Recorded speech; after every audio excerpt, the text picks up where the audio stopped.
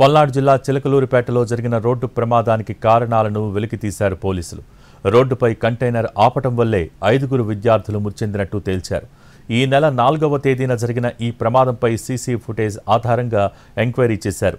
ఓ కేటుగాడి వల్లే విద్యార్థులు మృతి నిర్ధారించారు.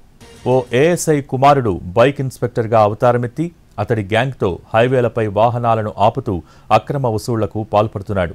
ఈ క్రమంలోనే కారులో నుంచి దిగిన ఈ గ్యాంగ్ కంటైనర్ను ఆపాలని సైగ చేశారు. హైవేపై ఒక్కసారిగా కంటైనర్ను ఆపడంతో ఘోర ప్రమాదం చోటు చేసుకున్నట్టు పోలీసులు నిర్ధారించారు.